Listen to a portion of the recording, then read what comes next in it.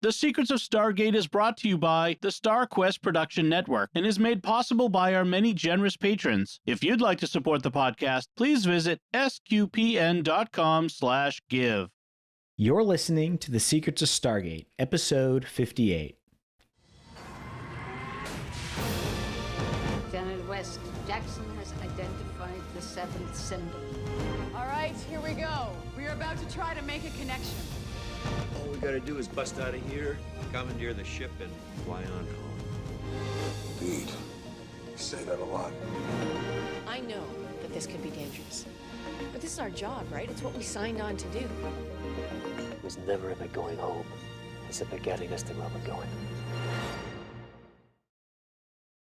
Hi, I'm Jack Baruzzini, and you're listening to The Secrets of Stargate, where we talk about the hidden meanings and deeper layers found in the Stargate movies, TV series, and more. And joining me today are Lisa Jones. Hi, Lisa. Hey, Jack. And Victor Lambs. Hey, Victor. Hi, Jack. Today we are discussing the 16th episode of Season 3, Urgo. SG-1 travels to P4X-884, a planet that they believe to be a tropical paradise. When they return in what seems like seconds for them, but hours for the SGC, they begin to exhibit weird behavior such as Teal'c guzzling an entire carafe of hot coffee and O'Neill eating an exorbitant amount of pie. Scans reveal very tiny alien devices have been implanted in their brains. The team is confined to quarantine, and Urgo then reveals himself. They discover, despite his best efforts to annoy them, that he is a computer-generated program by the devices to learn about other planets.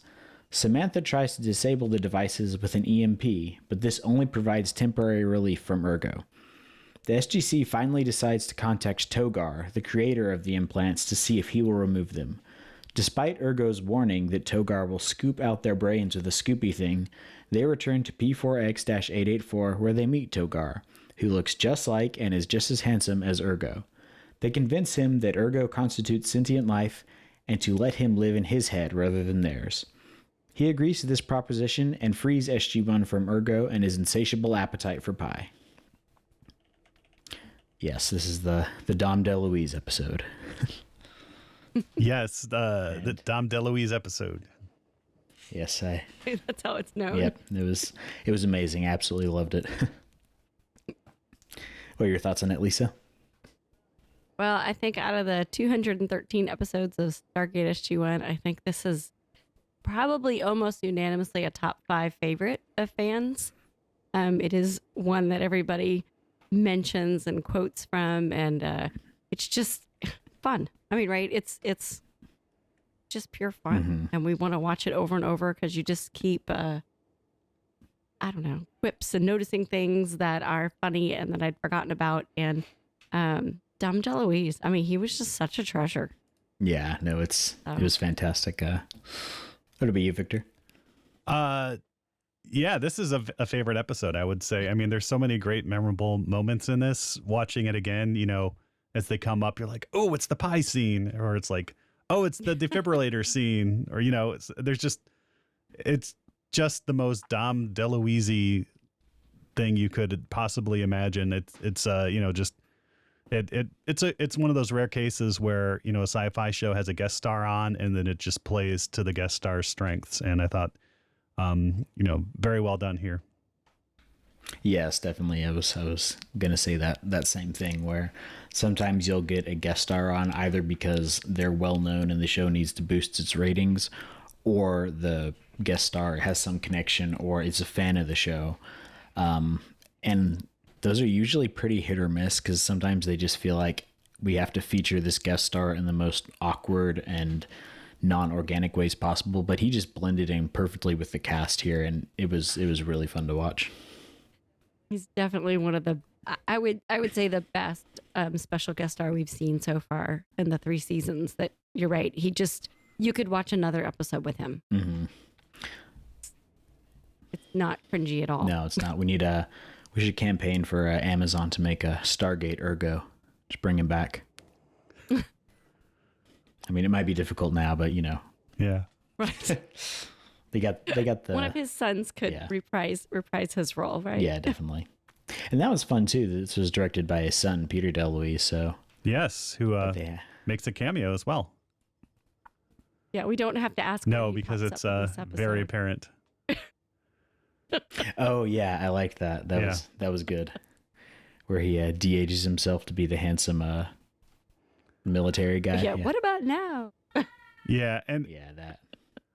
I did a quick search. I couldn't find any oral histories of Urgo on the web, but there has to be like some really good stories about, maybe they're on like the DVD commentaries or something, but obviously with the Peter DeLuise connection, it had to be, something like that to bring him on. And then, Tor Alexander Valenza wrote the episode around that. And I imagine they gave Dom DeLuise and Peter DeLuise like a lot of room to just kind of bring stuff out as well.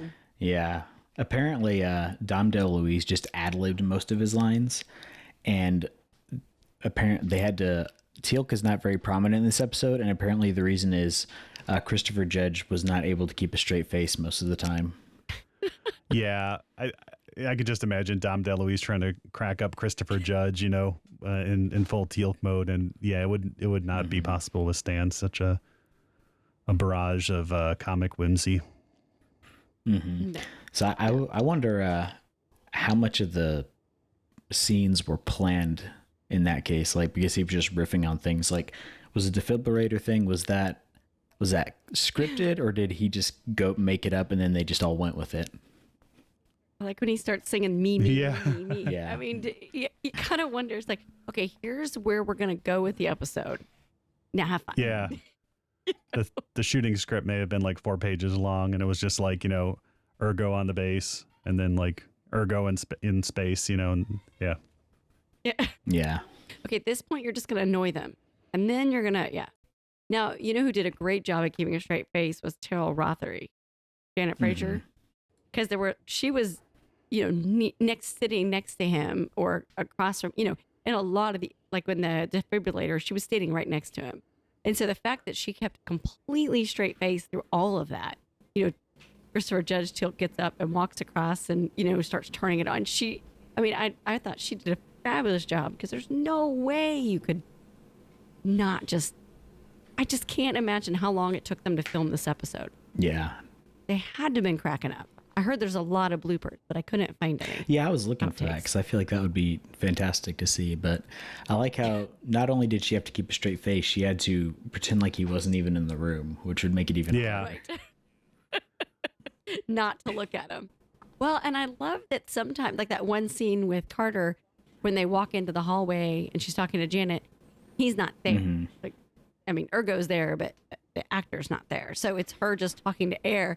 I kind of like that they did that, so you got it from the perspective of Hammond or Fraser, and you didn't have to worry about what he was saying. It was just, that was kind of a neat little fun thing too. So it wasn't always him over the top. No, yeah, definitely. I think Father Corey wants to get in a word here.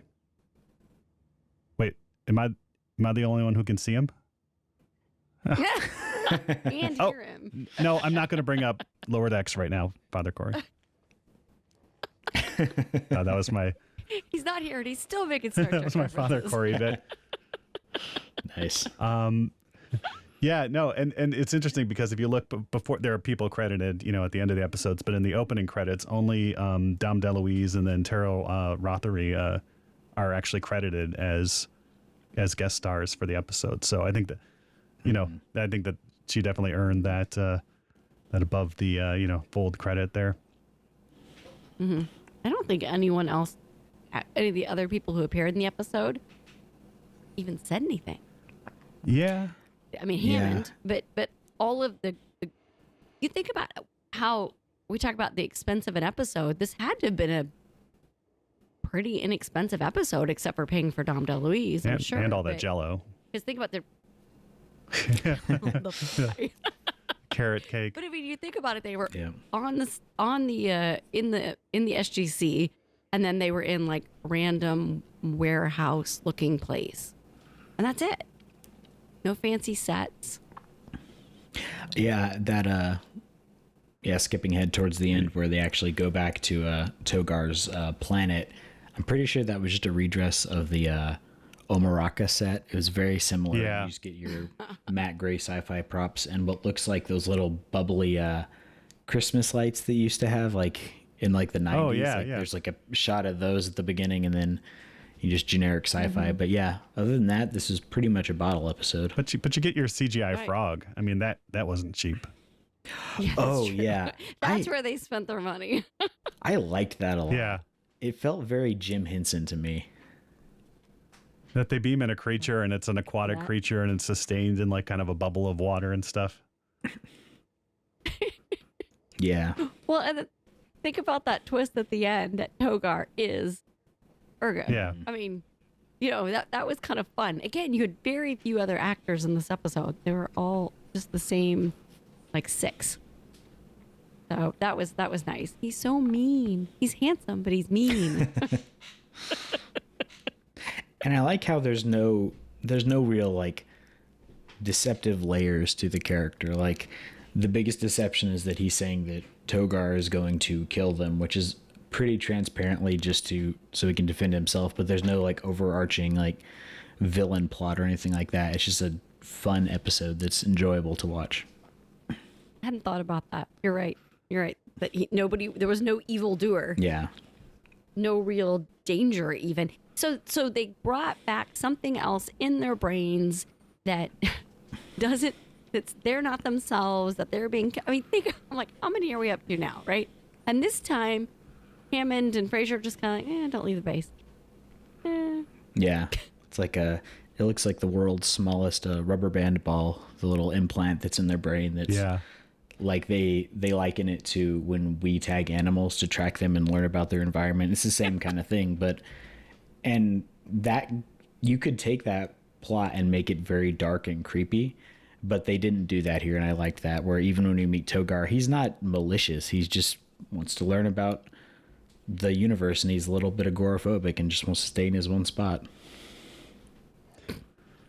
I did like the plot kind of develops into the Measure of a Man, plot where it's like this program is now, sentient and alive. And I think they handled that actually very well compared to some of the dubious like legal arguments we got last episode. I think they handled that very well here. And Daniel up to that point has just been kind of a straight man for first Jack and then Urgo. Just kind of someone to bounce jokes off of, and he actually gets to step up to the episode at that point. Yeah, no, that was good how they did that, and of course Jack was the one who kind of strong-armed the rest of them into going back to the planet with Togar to see, like, either they're gonna die or they're not. But he didn't really take into account what Urgo thought about that. So again, he's a computer program, so how much does it really matter? But from the point of view of the episode, it's kind of harsh.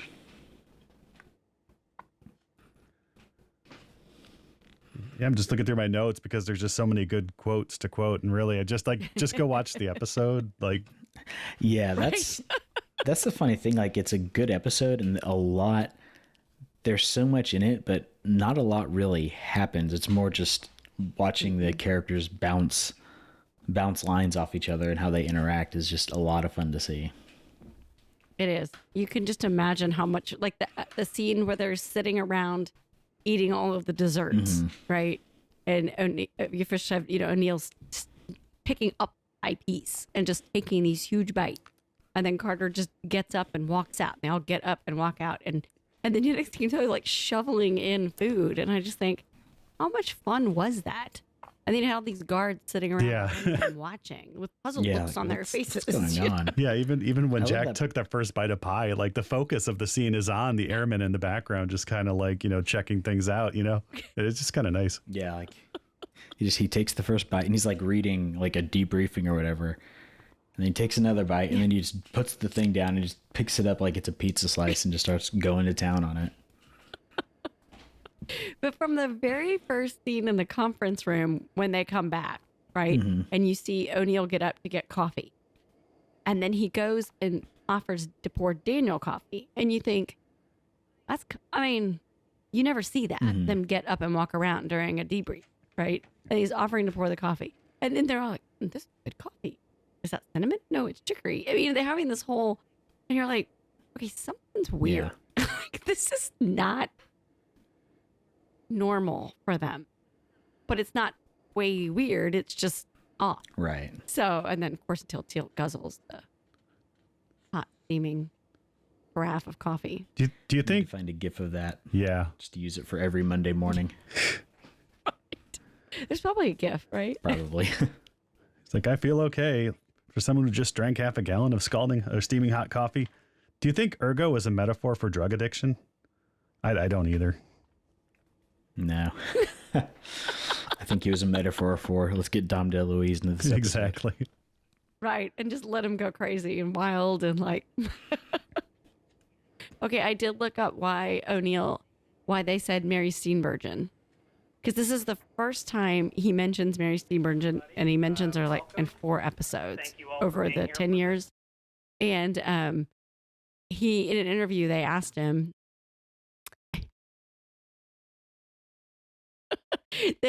why, and he said it was just the first name that popped in his head, that he'd used it before, like making jokes and stuff, because he likes the way her name sounds. And that was it.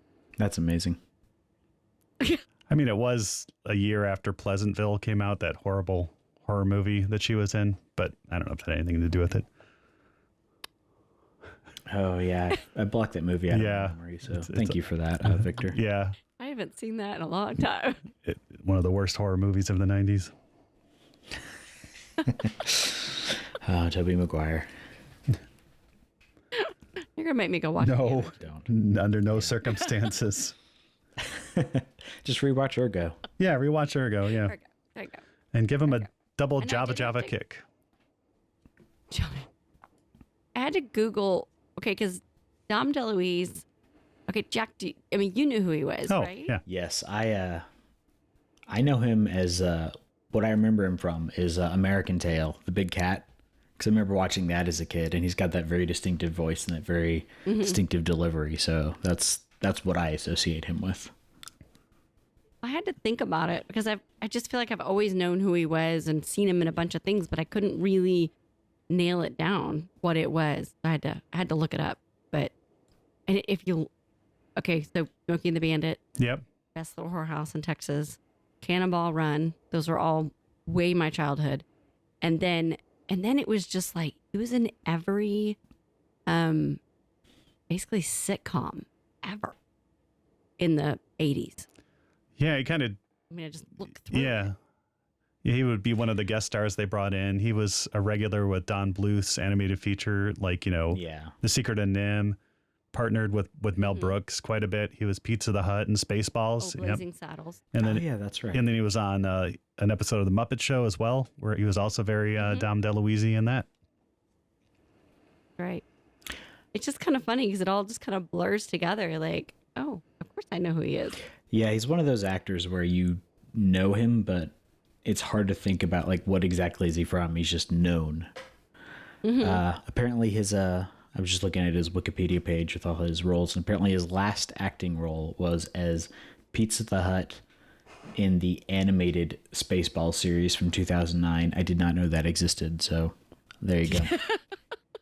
Now you have something new to watch. Yes. I'm sure it's amazing. Yeah, he did do a lot of animation voice work too. Yeah, that All Dogs Go to Heaven, all those. That's what I remember him from. And yeah, there's no.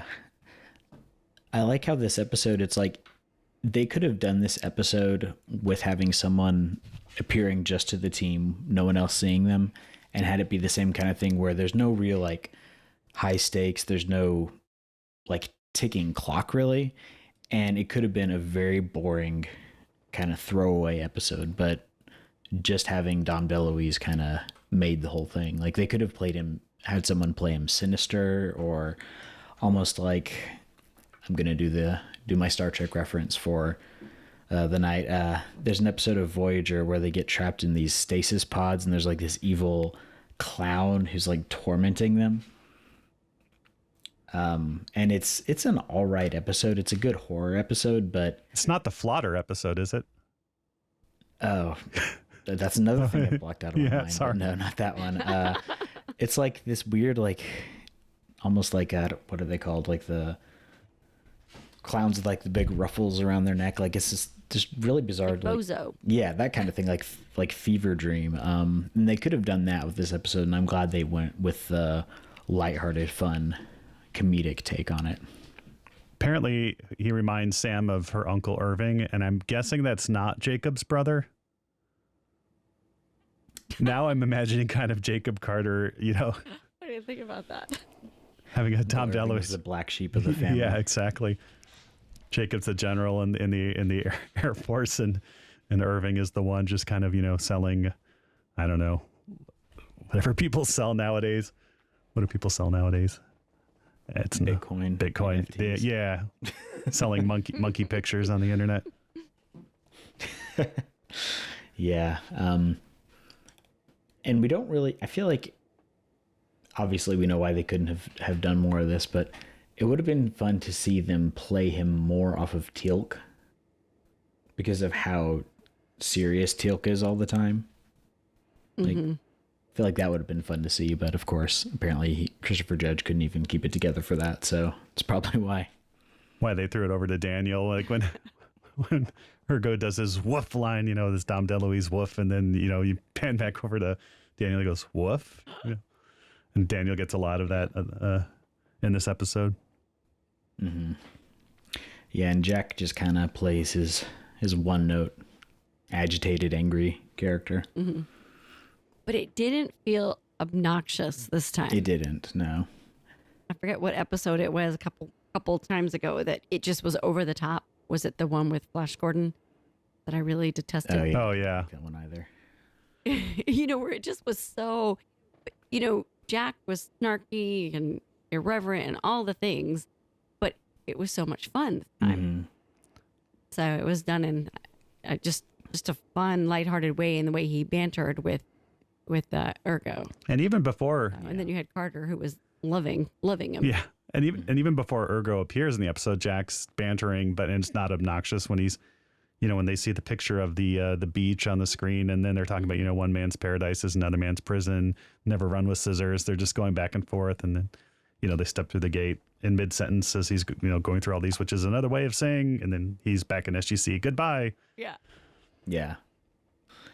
That was good. I like that. Yeah, I hope that this is him, they kind of pulling back his snarkiness, because I felt like for the past like 4 or 5 episodes, he's gone past just being kind of quippy and sarcastic to being almost abrasive. Mm-hmm. And so it's nice to see a bit of a course correct on that from his character, because there's only so much of that one can take before it just comes across as being mean-spirited. Yeah, and even when they're like going through the implications of what it means, he just says, you know, apparently all desserts on the base are in grave danger. You know, because it's been the only sign of danger so far.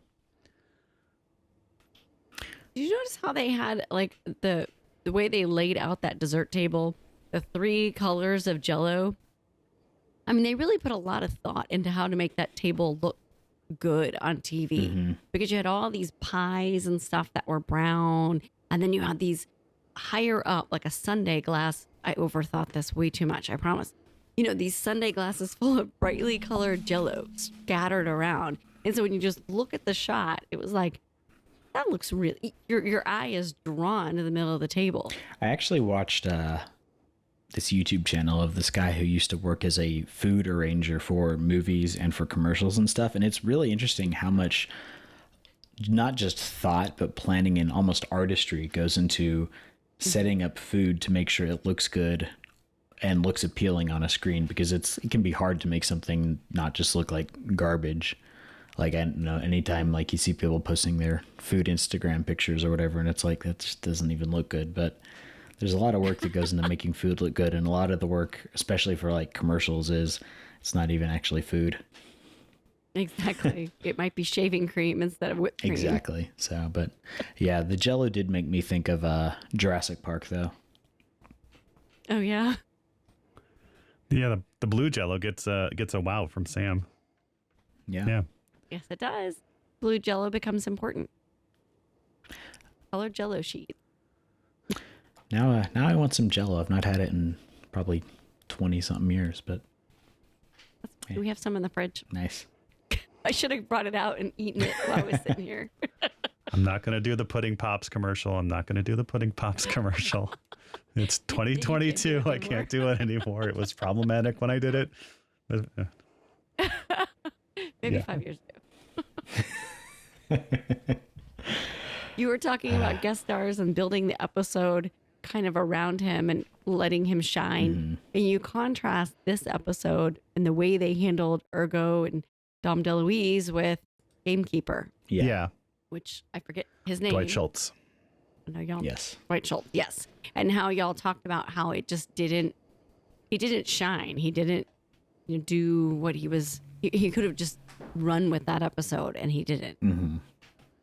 So, but you contrast it, and this one, I mean, could have been directors. It could have been the material. Could have been how well they knew him. I don't know, but it just really stood out to me.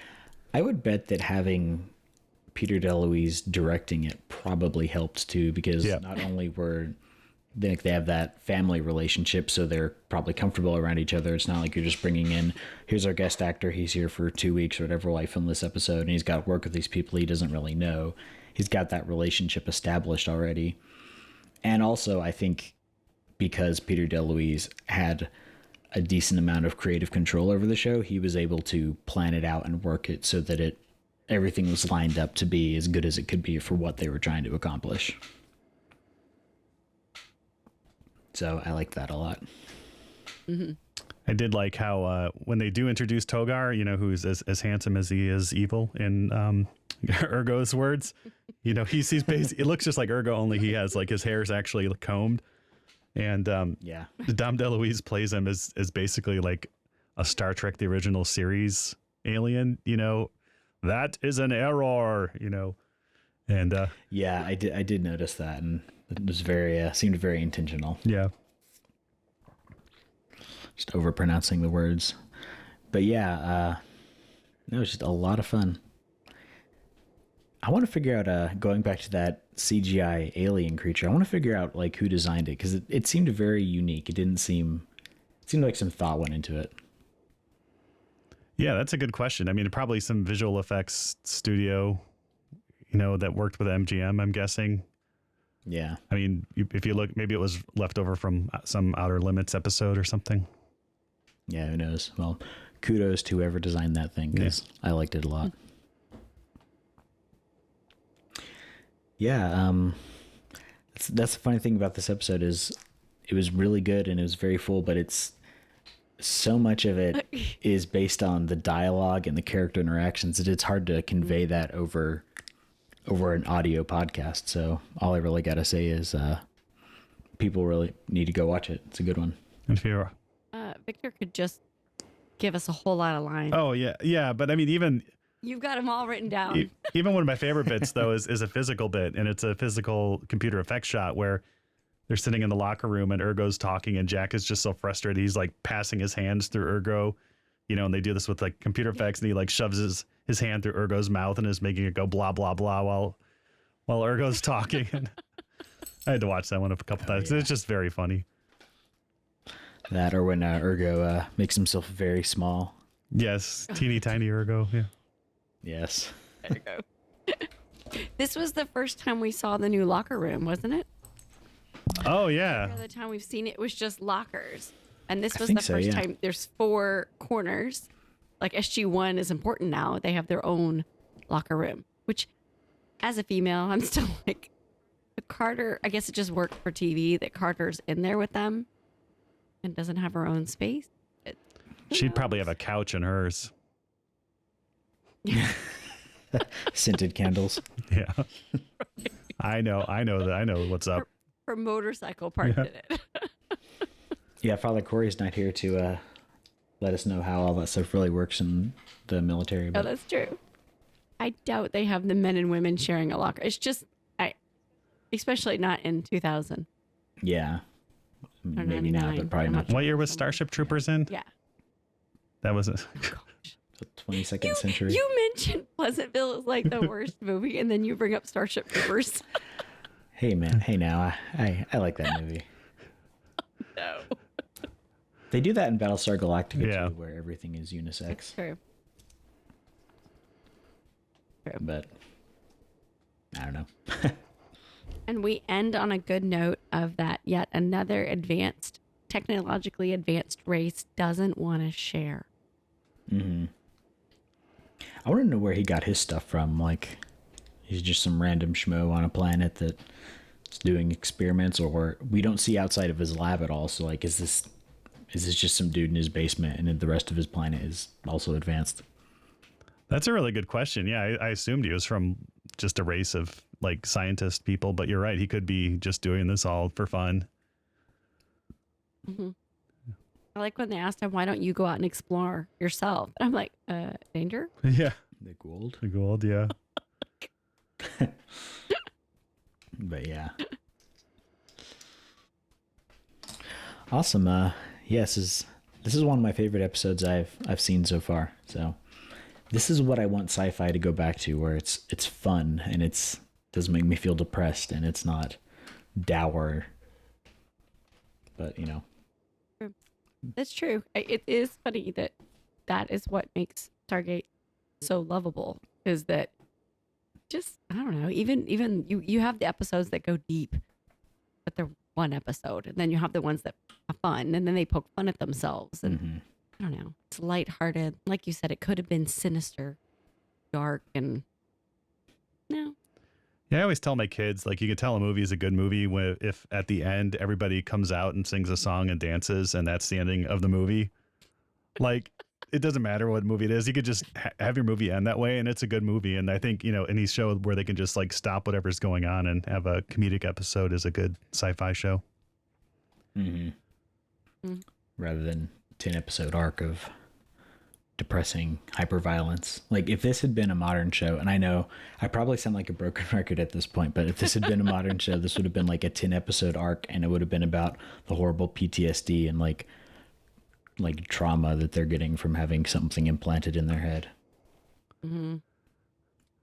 They made me do a TikTok or something. I don't know. I did. I was forced to do a Fortnite dance. I was forced to do the L train.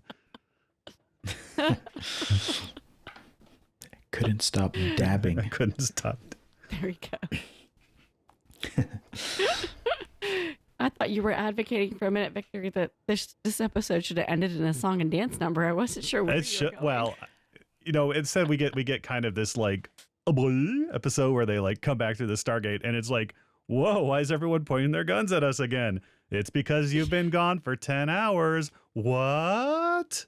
It's like, it was almost, yeah. I wanted the Looney Tunes theme to start playing and just have it like zoom in on Jack's face, like the closing camera iris.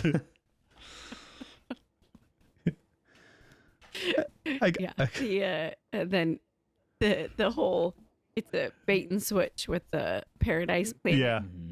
Even Urgo's like, I want to go there. He just wants to go any place, the Kree, someplace, anywhere. Yeah. Free. I couldn't remember exactly when I was watching it again when he went for the defibrillator paddles, and I'm like, oh gosh, did they actually try to shock somebody? I can't remember. Try the paddles. Yeah. And they're all looking, and then you see Teal get up and walk over.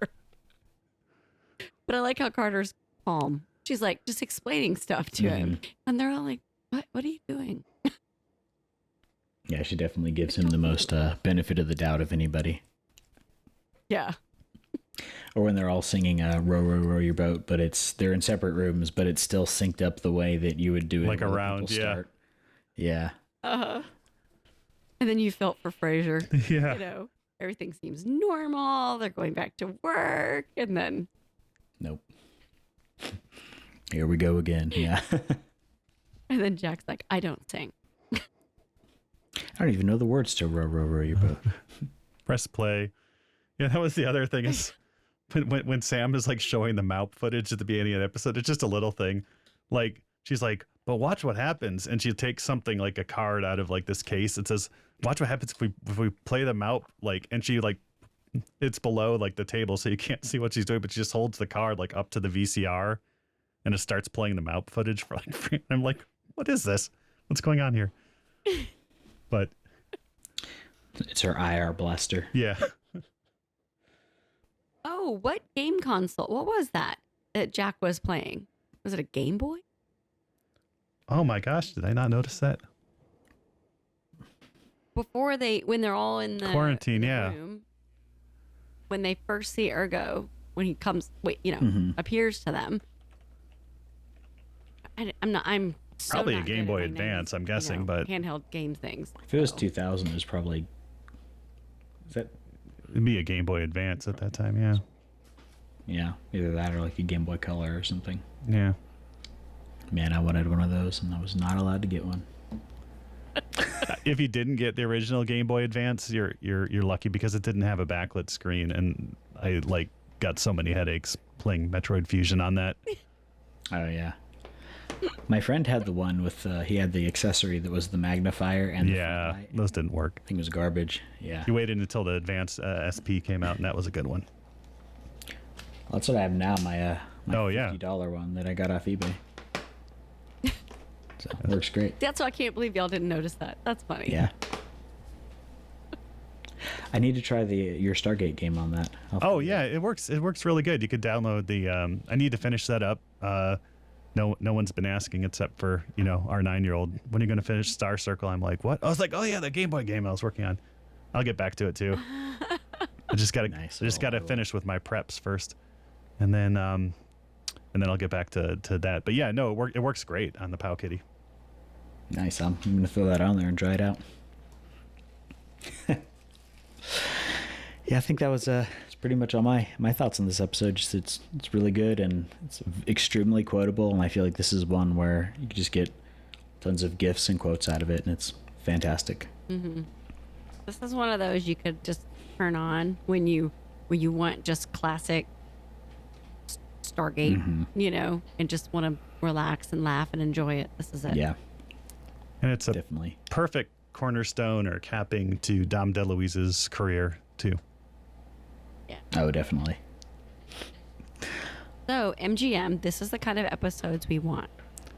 And when they continue Stargate. Yes. But no CGI Urgo. Oh no, we don't need DH. Just capture the feel and tone. Right. And it needs to be one episode. It doesn't need to be a whole season. Unless it's Peter DeLuise literally playing son of Urgo, I think that would be funny. Oh, that would be amazing. Or one of his brothers. It could be any of them. Yeah, that works too. We won't get picky. Awesome. Did y'all have any other thoughts on this episode? I have a confession. What? My 15-year-old did not like this episode. Oh, why not? I don't know. I didn't. She was like, meh. I don't like this one. Did she find the humor too broad and reminiscent of Borscht Belt comedians in vaudeville, or? I'm not sure she knows what that means. I'm more a fan of dry situational observational humor. I'm not really a big fan of these sort of broad characterizations and physical comedy. Yeah, probably. I don't know. I feel like we almost have an embarrassment of riches with how much money gets thrown at television shows and movies these days, where everything has such a high budget that it's lost its charm. So I feel like it's harder to show people who did not watch these shows when they were on or growing up. I didn't watch this when it was on, but I watched Star Trek and all those kind of things. So I know what I'm getting into when I watch it. But even if you try to show someone shows like Next Generation or even Stargate now, I feel like they're going to look at it and be like, this looks really cheap and silly. Yeah. I mean, my kids have seen classic Doctor Who and gotten involved in the stories and stuff. So I don't know. I kind of like that shaggy bespoke feeling where, especially with Stargate, you can tell definitely. It's 6 or 12 people. It's the same thing I really like about Mystery Science Theater 3000 is the old version, the original, is that you look at it and it's this is not a corporate product. This is, 8 people pouring their heart and souls into something they were very passionate about. And yes, it's rough around the edges, but that's part of its charm. Stargate is, scaled up quite a bit from that, but still it was a passion project and, for a lot of the people involved. And I think we're missing a lot of that passion. And thanks today, everything's just it's just a corporate product that they have to, check their boxes. The algorithm tells them what kind of show to make and they make it. I would also argue that most shows nowadays go for, what do you call it? Just like vulgar humor. You know, always trying to push that envelope rather than just getting to the basics of what is funny. It's possible to be funny and engaging and entertaining and a good quality show without, you know, playing to the lowest common denominator. Yeah, definitely. Yeah, I mean, And I think that this show did that. You can, most episodes, there's some exceptions, you can watch with your teens, with your preteens. I watched it with my kids when they were younger. You know, done that. And some people might not. But, you know, for the most part, you can. And there are a lot of shows. Yeah, I don't want to watch with my teenagers. They might be funny, but it's very uncomfortable. Yeah. So, and by the way, she loves Stargate. Just doesn't like this episode. And now I'm gonna have to go ask her why. Yeah. Or maybe I can get her to leave a comment on our. She can be our feedback for the next episode. Yeah, I want to know. I want to hear Go tell us why, or anyone else who's listening. If you do not like this episode, why? and we can offer an apologia pro veto ergo, as it were. Nice. Yeah, definitely. Yeah. If you did not like this episode, we want to hear from you. If you like this episode, also, we also want to hear from you. And if you know who Urgo's tailor is, I'd like to meet his tailor. Those are some very flattering outfits that he was given to wear. Definitely. So yeah. But definitely look comfortable. Yeah, definitely. Awesome. Yeah, and before we go, we would like to take a moment to thank our patrons who make it possible for us to create The Secrets of Stargate and all the other shows at StarQuest, including Deborah A., William V., Father Dean M., Anthony H., and Arthur. Their generous donations at sqpn.com/give make it possible for us to continue The Secrets of Stargate and all the shows at StarQuest, and you can join them by visiting sqpn.com/give. And be sure to follow the show on Apple Podcasts, Google Play, Stitcher, TuneIn, Spotify, iHeartRadio, or on the SQPN YouTube channel. And to find previous episodes of Secrets of Stargate and to send a feedback, let us know what you thought of this episode, you can visit sqpn.com/Stargate, and you can email us at stargate@sqpn.com or follow StarQuest on social media at facebook.com/StarQuestMedia or on Twitter at SQPN. And don't forget to come join us on our Discord at sqpn.com/Discord. And we'll be back next time when we'll be discussing the next episode of SG-1. Until then, Lisa Jones, thank you for joining me and sharing the secret to Stargate. Thanks, Jack. And Victor Lambs, thank you as well. Thanks, Jack. I want to live, I want to experience the universe, and I want to eat pie. And once again, I'm Jack Baruzzini. Thank you for listening to The Secrets of Stargate on StarQuest.